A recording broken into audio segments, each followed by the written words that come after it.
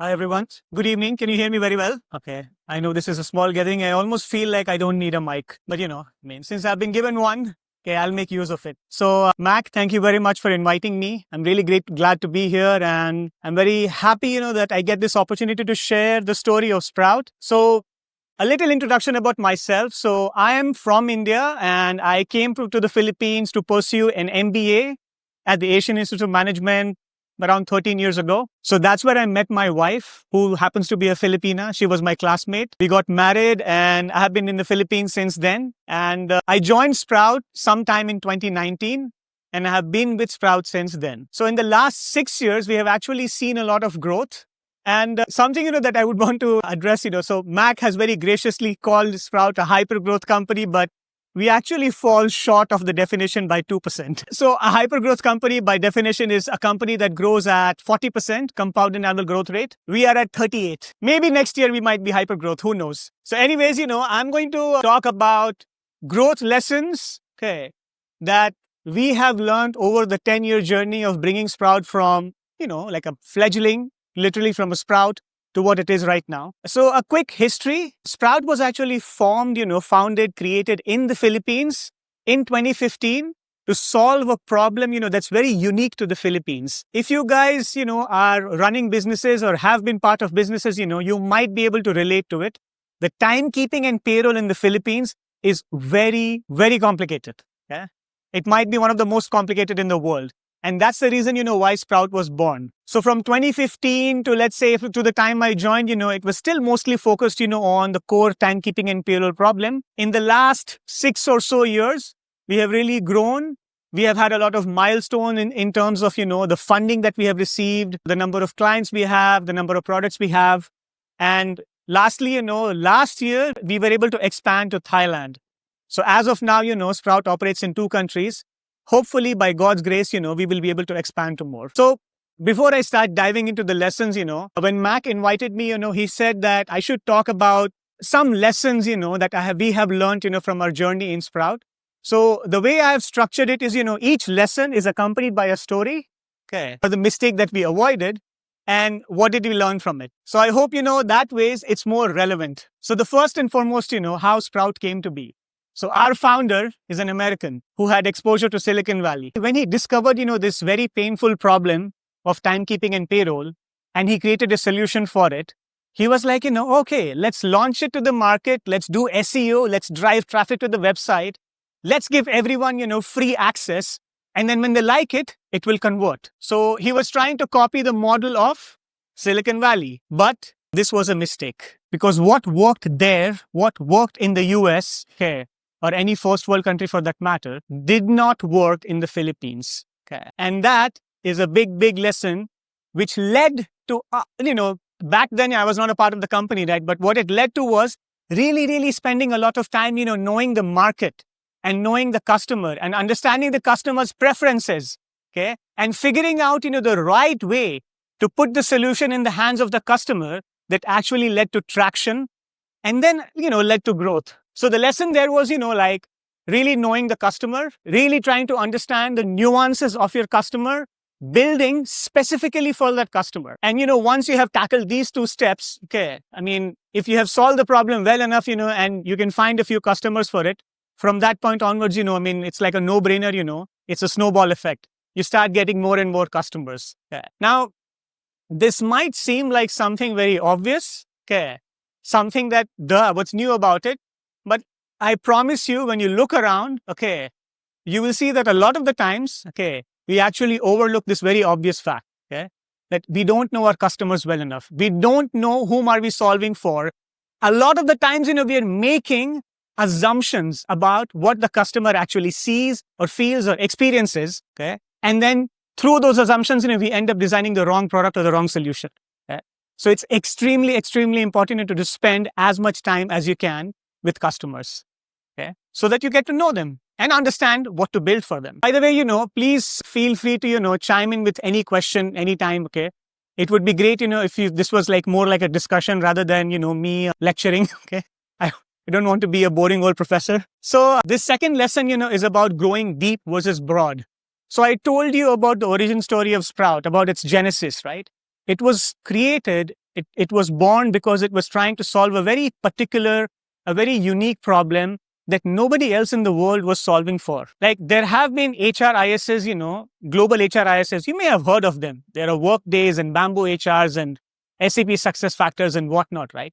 None of them ever took the pain to solve the timekeeping and payroll problem for the Philippines. So Sprout was one of the first companies that tried and was successful at it. But here's the thing, right? With this success led to more expectations. That if you acquire, a good number of clients and those clients are happy with you, the expectations of those clients also grow, right? Hey, you're already doing this for me. You do it well. Can you also do that and that? So this was a mistake. Okay. We actually tried and failed to grow a little too broad before growing deep. And by growing broad, I mean having more products to offer. Okay. And by growing deep, I mean, that just getting more customers, with the product that we already had. But fortunately, this mistake was short-lived. Okay. And the very, very important lesson here is, that solving one problem at a time very, very well, so well that you are known for it. Okay. That it becomes a no-brainer. If you're pitching a solution to a prospective customer, right, and you are known to solve that problem really, really well, the decision-making process on the prospect's end, it's going to be a no-brainer, because nobody does it as well as you do. So solving one problem at a time very well, exceedingly well, is way, way, way better than trying to position yourself as a Swiss Army knife is never used in a battlefield. An actual machete might be used. So this was a very important lesson for us, something that we lived by until a point, which is something I'm going to address in the next slide, where... I have a question. Yep. Right. Before I forget, you mentioned that not everything works in Silicon Valley works here. I think that was a very important point because most of even the incubation programs, the different technology business incubators are built on the foundations of Silicon Valley, right? What is one thing that, this does not work here? I mean, you've been around, right? So you know how it's like, even in Silicon Valley, we're very Americanized. That's the first question. Yeah. Second question is, to your point, what do you think about super apps, right? That has all of the features that are actually... Those are great questions, So let's start with the first one. So the first question was, that what is it that, works there but doesn't work here, right? So I will answer this, from my lens. Okay. When it comes to SaaS, let me ask you, how many SaaS applications does the average American company use? Take a guess. Add a zero. Almost 150. 125 to 150. You can Google it up. You can ask ChatGPT, okay? It will give you a number between 100 to 150. What do you think is the number for the Philippines now in 2025? Less than 10. And what do you think this number was, in 2015 when Sprout started? Less than 5. Okay. So it again, it sort of goes back to, the point, that I made in the first slide. Do you know your customer? Your customer might have deep pockets. They might know their business very well. But if they don't know how to buy technology, specifically enterprise software, you have to do the job of not only building the solution for them, but also teaching them how to buy it and get on it. Your job is not just done if you have just built the software. Because let me tell you something, they won't buy it because they don't know it. Okay? So you have to prove the value to them. You have to show them how to use it, how to buy it, how to try it, how to use it, get them on it, and then you are done. Okay? So that answers the first question, right? Now, coming to the second question, right? What about all these super apps? So do you remember the first time these apps came to the market? Were they a super app back then? They were not. And there is this law, it's called the Gall's law. You can Google it up. It just says, that any complex system is not designed or built as a complex system from day one. From the very first day, that complex system is actually a simple system. Think evolution. Started off with single-celled organisms, became multi-celled, then became, like a, bigger version of that, then like a small creature, then, like a bigger mammal, then here we are, right? So it's kind of like that, right? So any complex system, any super app that you're using today, that has everything. You can order food and stocks and God knows what and get foreign currency and, use it in 100 different places and withdraw cash.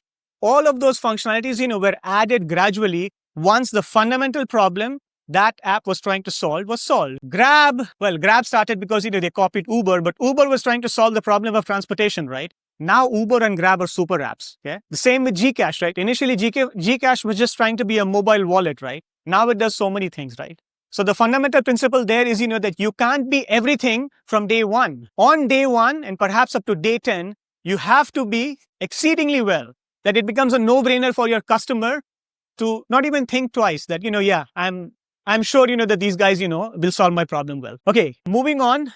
So I told you how, up to 2017, 2018, 2019, we were very wary of, trying to be broad and have a lot of products. Okay. But here's the thing. By that time, Sprout was almost 5 years old. It had a good number of clients. It had raised, one round of funding, and the investors were pressuring us, to have more. And in fact, we also started seeing some churn, some attrition of clients because they're like, what, Sprout, you're great. We love you, but we have so many other needs and you're not able to take care of them all. So I can't be with you anymore. So we need to break up. Okay. So that led to us thinking about, how do we expand the product line? So the mistake we avoided, and I say this is a mistake we avoided because in the previous slide, I told you, we already learned from this mistake. So we were able to avoid. So the mistake we avoided was, we did not try to build everything ourselves. Yeah. Now I will have to give you a little more context to explain, this universe to you a bit. So the company started off by focusing on very critical and core problem of timekeeping and payroll, making sure the time records of the employee are proper, and that translates into proper payroll. Okay, simple problem. But timekeeping and payroll typically is just two of the functionalities that any HRIS has. If you look around, if you study HRISs, you will see that, typically they also have solutions that help you with recruitment. They obviously will help you with managing attendance, managing payroll. They will also help you manage your employees' records, their performance, the employee engagement. There's like a whole, shebang. Okay? Basically, they have a bunch of solutions that help you address pain points across the employee life cycle. So that's what our clients started expecting from us. But here's the reality. Only the very big companies, the mighty giants of this world only those kind of companies are able to, build products, that have everything. Okay. And on the other hand, you have companies, that have decided to focus on one particular niche and they do it very well. You will come across a company, that's great at recruitment. You will come across a company that's great at performance evaluation and like that. So the pitfall that we avoided was we decided that very purposefully, we are going to choose which problems are very core, very unique to the Philippines. We are going to focus on those. And for everything else, we are going to partner or buy if we have the money. Okay. So this was a build, partner, buy decision that we had to make. And this is not the kind of decision that only companies like Sprout have to make. This is a decision, that any business would have to make at some point in their, life. Okay. That what are the things that I need to build on my own? What are the things that I can buy or should buy if I have the means for it? When you say partner, do you white label or PI? No, no white labeling. Okay. Okay. And when we were looking for solutions, right, that's a very good question, right? That, like you're partnering, right? But are you positioning it as your product or are you just positioning it as a product that you have in your suite? We were actually very open and honest about it that, hey, this is not my product. I just want to make sure, it's integrated with my system so it works seamlessly for you. And that's the path we took. But interesting that you brought that up because, that leads me to the next part, which is launching partner products, how we went about it. So I already told you that we made a very conscious decision that we are not going to build everything ourselves. We are going to be selective, right? But here's the thing. So imagine, that have clients, who were asking us, hey, I need a recruitment solution from you, an applicant tracking system, something that, connects to job portals like JobStreet or Indeed or LinkedIn, pulls up all the applications, and that helps you process it, right? So there are companies, there are many companies, many successful technology companies in the world who are exclusively focused on that problem, right? So we didn't build it. We decided to partner. Okay. And in the very beginning, we did not even integrate it to our system. There was no integration, between our partner product. And the reason was that we strongly believe in validating by revenue and not roadmaps. We did not want to spend a lot of time over engineering and achieving that perfect integration between two systems that, oh my God, it's like magic. It's like, it's not even two different systems. It's like they're married to each other. We purposefully avoided that because you know what? That's a very, very costly mistake. Okay. How can you justify spending and it's really spending, you're spending engineering bandwidth, engineering capacity. How can you justify spending, building something that nobody has bought? How do you convince yourself, that, yeah, that's a smart thing to do? So what we did was, we actually said that, you know what? It's okay. It's going to not be perfect. It's going to be good enough. We need to be comfortable with that. But most importantly, we will get the confidence to invest in building that integration when we actually see that our clients are buying it. So what we did was, we actually convinced some of our clients to try it out, even though there was no integration. Yeah. And we were able to get a few clients. We saw that, okay, this product actually is something that's appreciated by our clients. Then we got the confidence, to invest in that integration. And hence, like I chose the title of this slide as validated by revenue and not by roadmap. Okay. Because ultimately, if it's not translating into revenue, then what's the point? So the next lesson, is about a mistake, okay, that unfortunately we couldn't avoid. So in 2019, Sprout was able to raise its Series A round of VC funding. And the mandate was that, hey, the investors told us, that you've been given money. So obviously, you have to grow a lot. You have to like step on the gas pedal, right? And grow a lot. So what we did was, we went about hiring a lot of salespeople. Okay. We had like, those walk-ins and, like a bunch of applications come in and, we went all over the place and hired a lot of salespeople. And like within a very short span of time, we almost trebled our sales team. Okay. So do you think it was not? It was a big mistake, because here's a question, right? What do salespeople need in any organization? Prospects, leads. If you don't address these bottlenecks, you will not be able to grow. Okay? And here's the catch. You don't have to address all bottlenecks. That's also a mistake. That also goes back to over-engineering that I was talking about. You don't have to fix all the problems. You need to be comfortable with some problems being there. You need to be okay with a leaky pipe here and a dusty corner there. It's fine. Okay? It's more important for you to fix the things that immediately, bring in the revenue. Like if you're looking at the funnel, right? The funnel goes like this. You have leads coming in. Those leads are qualified. They're passed on to your sales team. They can get converted. Then, they become clients, right? You have to focus on this area first, the top of the funnel. Once you have fixed the top of the funnel, then, you should fix on the middle. Then you fix the bottom, right? That's how it is. Yeah. So that's why this was a costly mistake. Okay. We ended up, spending a lot of our resources, on just expanding a team, which never bore any fruit. And this was 2019. So you obviously know what happened the year after the pandemic. Question. So between customer success and lead generation, how do you split your focus in those two towards your analogy fund? So actually, customer success is somewhere here. So, we have lead generation is happening somewhere here, right? Through marketing, through outbound calls and whatnot, through events, right? And then those leads are qualified and handed over to the sales team. Okay. And once, sales closes those deals, they actually go to an onboarding team. Because remember, I was telling you about how the market, and even up to now, the kind of software that we have and the kind of market we operate in, the client has to be onboarded. So the onboarding exercise is actually long. It takes somewhere between 1 to 6 months to onboard a customer, depending on their size. So that's the onboarding team. Once the client has been onboarded, then they get passed on to customer success. Yeah. I guess for additional topics, which would you prioritize first? Is it lead generation or plugging in the whole scene? Lead generation, depending on the stage. So remember, like I'm talking about a time, where, like 5 years ago, right? So it was way, way more important for us to, get more new business. Okay. And therefore, more effort, went in that area. Now, today, if you ask me today, I would say that, our attention is sort of evenly split. It's extremely important for us to still keep generating new business because, hey, we want to be a hyper-growth company, even though we are falling short a bit. Okay. But at the same time, you don't want a leaky bucket here, right? Because by now, you have so many clients that if you serve them well, you have a golden opportunity to upsell to them, which is easier than acquiring new customers. Okay. Not only that, a happy customer is a source of, testimonials and referrals and leads and whatnot, right? So it's a veritable gold mine. So you have to take care of it. Yeah. Where do you generate lead business? I mean, in your business, your customers right now are medium scale. All sizes.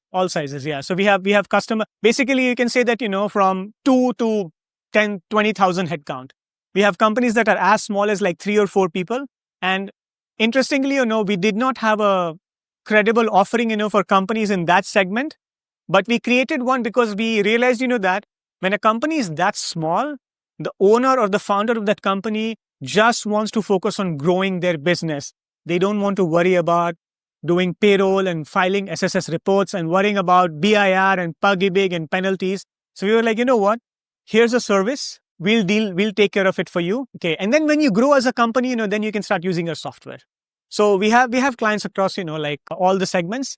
And to Mac's question, we actually do lead generation, in a bunch of ways. So online is a big, like digital marketing, paid, organic, okay, events, okay, outbound calling. Yeah. These are some of the ways, that we generate leads. Okay. So the next one is about, the myth of the product that sells itself. Okay. So the story here, is developing the growth engine. Okay. So it's kind of interesting that from the time, Sprout was founded, right? Okay. Of course, in the first few years, it was not so much about a growth engine. It was about how do we survive? That's the story for any business, right? When it's young, right? When you're that young, you're trying to find a way to have a product or a solution, that addresses the pain point of a certain kind of a customer. And you want to prove that value to those customers. And then from that point onwards, you have you can say that, you have achieved product market fit. So it becomes easier for to acquire more customers, right? But I would say that this was an area where we were successful in avoiding the mistake. This is again, one of those Silicon Valley things, okay? That, we don't believe in sales and marketing and the product is good enough and it will sell. Okay? It's a myth, okay? I would say that, in the world that I operate in, this is a total myth, okay? No matter how great your product is, unfortunately, it still needs selling, okay? Because the market that we operate in, the kind of solution that we sell, unfortunately, it just doesn't sell itself, okay? And very, very thankfully, very, very fortunately, from a very early time, from a very early age, we sort of, had this, like we were able to get this, that, if you rely solely on the magic of the product that sells itself, you're going to die. And therefore, we were able to avoid this mistake. And from the very beginning, we have been very insistent on having a strong sales and marketing team. Yeah? And in the last couple of years, we have also been doing, some M&A activities, mergers and acquisitions. So during the M&A activity, you actually meet with a lot of companies, who might be interested in selling to you, right? And, we were amazed to learn that a lot of those companies, they're led by very brilliant engineers, okay, great, technical founders. And their one falling grace, their Achilles heel, is that none of them ever spent a lot of time on sales and marketing, which really limited, how big they could grow. That's a lesson, that, we unfortunately, we avoided, learning it the hard way, but we also see it, when we studied others, why sales and marketing, are so important. So do online sales work? It still has to be face-to-face. It actually depends. So the funny thing is, that before the pandemic, everything was face-to-face. There was no online. And we also never forced, actually, we didn't even know that, we can sell it online. Okay? But obviously, when the pandemic started, we were forced to change gears, right? So during the pandemic or during the 2 years, right, we were acquiring customers, we were selling, but all those sales happened, online. Now, once the pandemic ended, right, it's been a hybrid thing. Okay, a lot of customers, a lot of the customers that, we have, some of them, actually work completely remotely. See, some of them are not in Metro Manila. So a lot of the times, these meetings up to the very end, they take place online. But we have noticed, that the bigger the client, okay, face-to-face becomes more effective. Yeah. I have a question because I'm also the business desk manager for my company, actually I'm the first. So I'm just curious, like you mentioned something about doing outreaches for your sales team. Do you have like a KPI, like on a daily basis, to do like number of emails? Yeah, we do.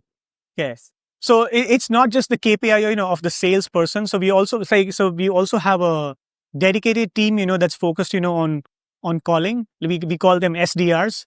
Okay. So the SDRs have, a quota like that, basically different members, different functions, right? But collectively, yes, they have quotas like, certain number of calls, certain number of emails, certain number of events that we need to do online and offline. Okay. So the way that your sales team is structured, so you have an SDR, more of like lead gen and appointments and set. You have the DDRs, they call it, just like the close.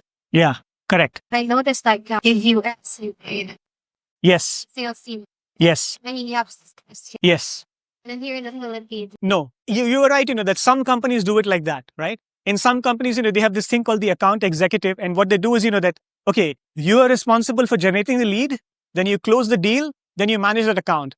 And you know what? It can work, but at some point, you will see that that system might start cracking, okay? Because it becomes too much, like too many different things. And each of those activities, are kind of different from each other. And it's also rare for you to find that one person who does all three very well. Like the deal closing part, okay? Like the acquisition of new business, it's a hunting thing. Managing an account is a farming thing. Not everyone can be a hunter and a farmer at the same time.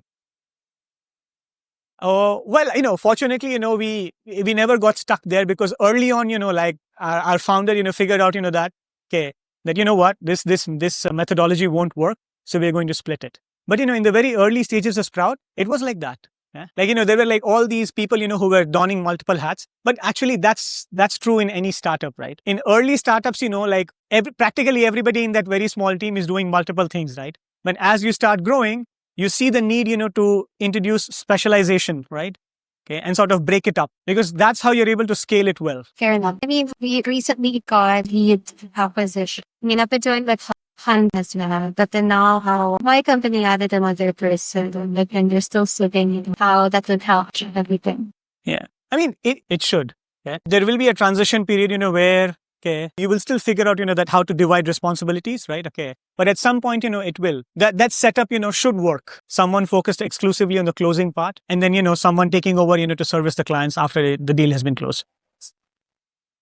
Type of thing, necessarily for getting business. You mean channel partners? Just introduce. Yeah, we actually have. Okay. I mean, they're not directly connected with Sprout, not as. Yep. So we channel partners. So example, would be like, there are these companies called system integrators. Okay. So basically a system integrator does, that these system integrators typically help implement like RPs. Okay. So such a system integrator, might be a good channel partner to us because they have clients, who might need an HRIS, okay, a local one. So they could, pass on the lead to us. Yeah. So it's a channel play. Yeah. Okay. On to my next point. So the story here is again, about something that connects to over-engineering and perfectionism. This was about, the launch of our first fintech product in 2019. Long story short, the product leader here wanted to make sure, that everything, was perfect. Every I was dotted and every T was crossed and all the features were there and didn't want to take any risks and wanted it to be perfect because, it was sent out to the world.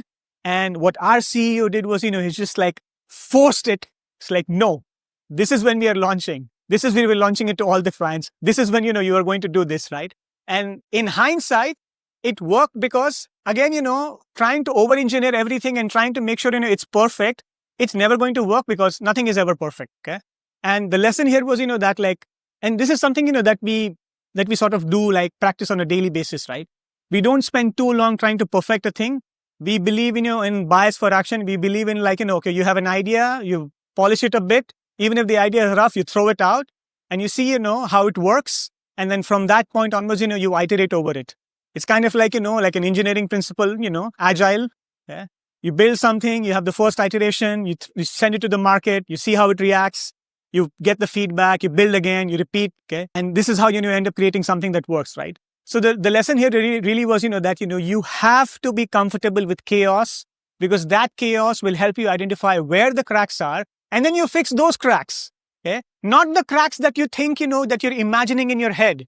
You might feel, that, oh, that is the problem, but no, that might not be the problem. Because when your real user, the person who's going to pay you money for that piece of software, right? When the real user uses it, they might just say that, why does it not have this? And you're all the time, you were wondering that why did I not build that, right? And the only way for you to avoid it is to throw it out.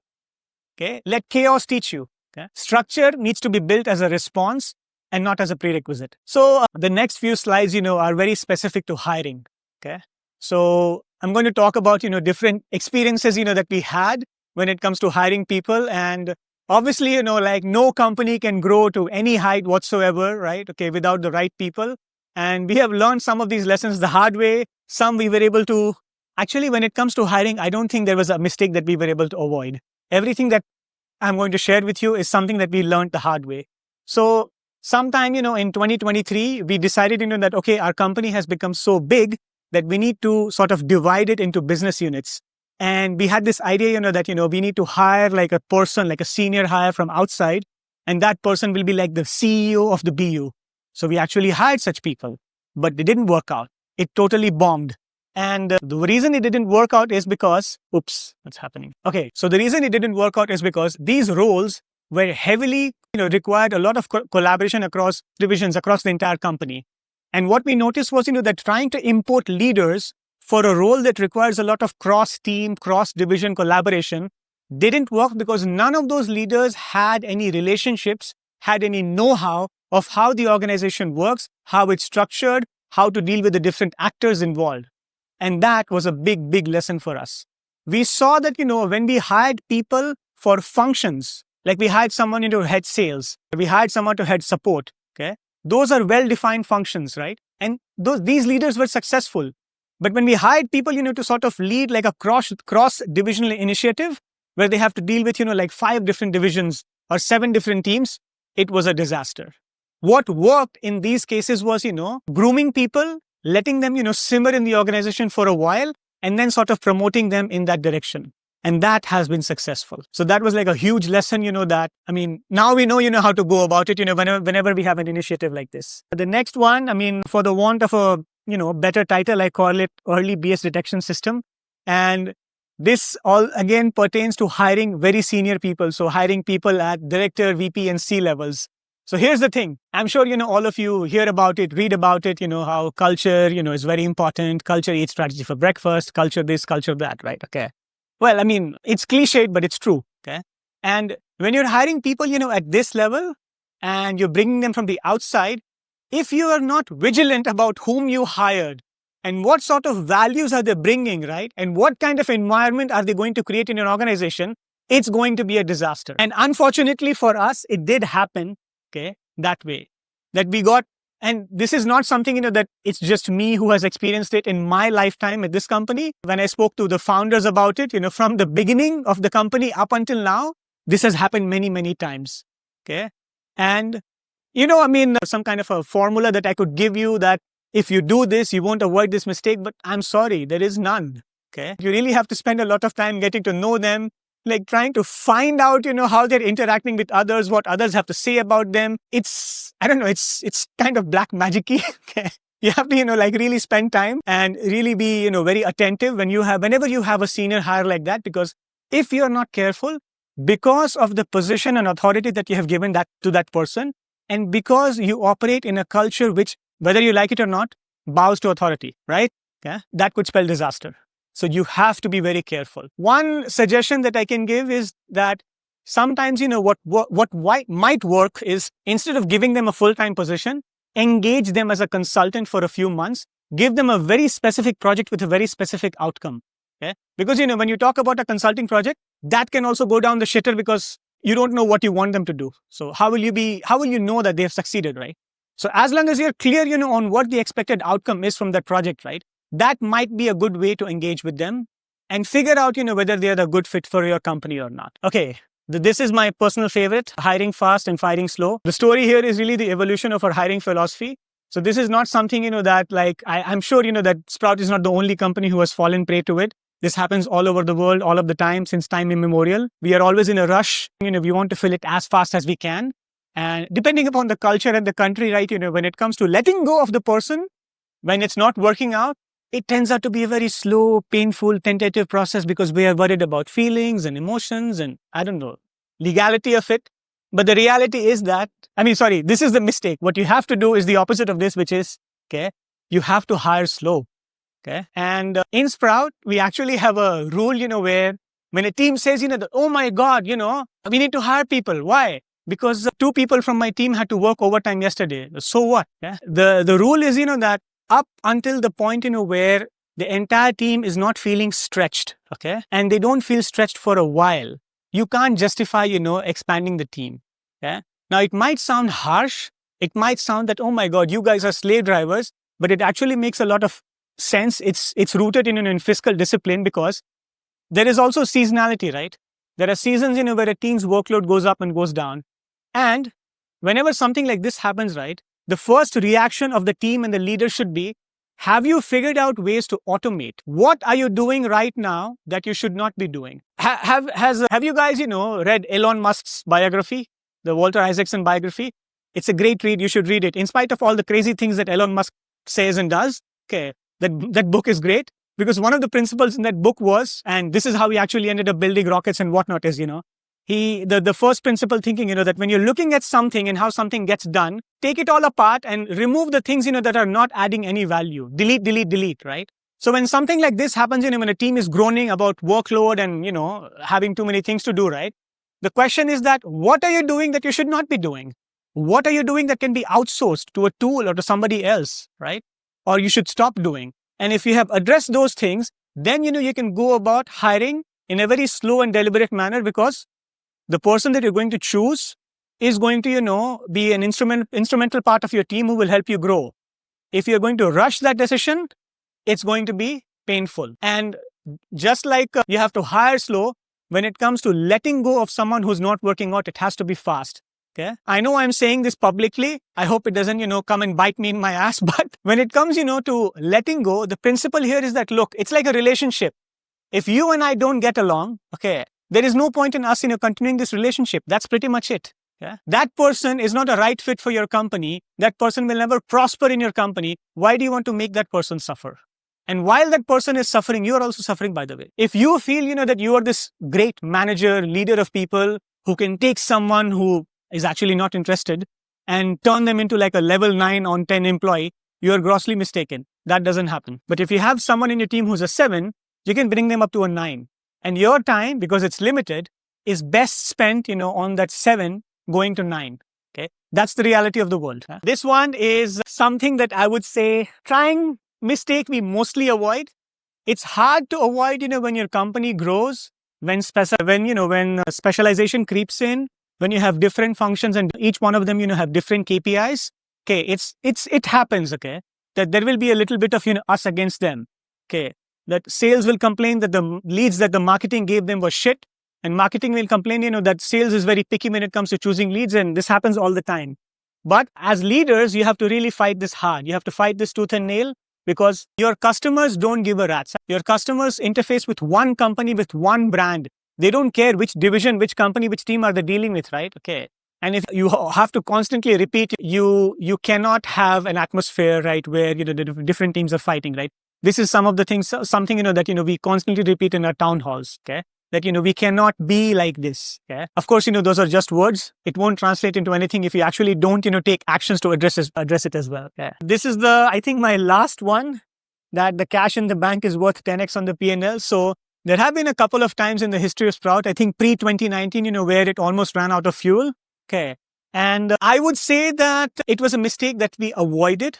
Okay, because if we had not avoided that mistake, I would not be standing here. Okay. And the mistake that we were able to avoid to a certain extent was, that we did not lose sight of the lifeline while focusing on the top line. Yeah. And the lesson here is really that you will read about it in books, blog posts. A lot of people all over the world will tell you that you have to play the long game. But here's the reality. When you are playing the long game, you have to play the short game a lot of times. Okay. You don't end up playing the long game in one go. The long game is actually broken down into many, many short games, and you need to have the capacity and the wherewithal to survive those short games. Okay. And those short games can only be survived, if you have your cash in the bank, if you have that lifeline. Okay. If you have the money, to withstand, all the ups and downs. Okay? No matter what your accountant says, if you as the person who's running the business, if you don't see a healthy bank balance, okay, that means, something is amiss, okay? And you have to fix that. And if there are 3 things that I would want to etch in your minds, okay, that I strongly feel, are instrumental, in Sprout being successful so far, is these 3. The bias for action, tolerance for chaos, and fiscal discipline, okay? You cannot sit and think about things. Thinking is not bad, okay? Thinking is good. You can't just be sitting and thinking about things. You have to move. You have to try it out. You have to run A/B experiments, right? Okay. And launch different versions of the product and talk to different kinds of customers. You have to have a very, very high tolerance for chaos. Okay. There is no such thing as peace. Okay. I have never experienced, a time, where everything is chill. Okay. everything is calm, nothing. When typically when everything is chill and everything is calm, what it means, that nothing is happening. Okay, the needle is not moving, and that's the worst thing that could be, right?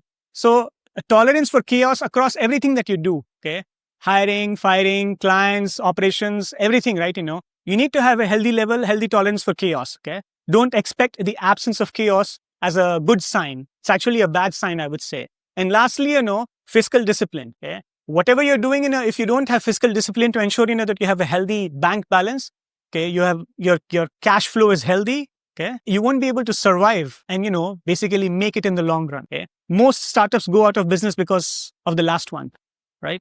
So I think, these three are, I would say, the biggest takeaways that I hope, you take away from the discussion today.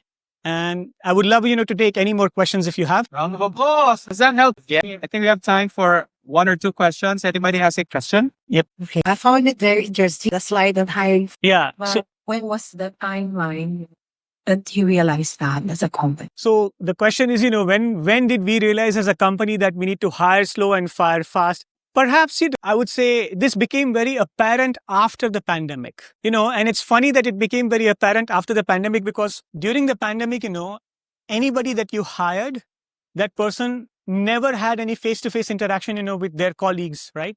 So we also noticed, this thing, that those people sort of had a very weak connection, to the company and the culture, right? Which was not a good thing to begin with, right?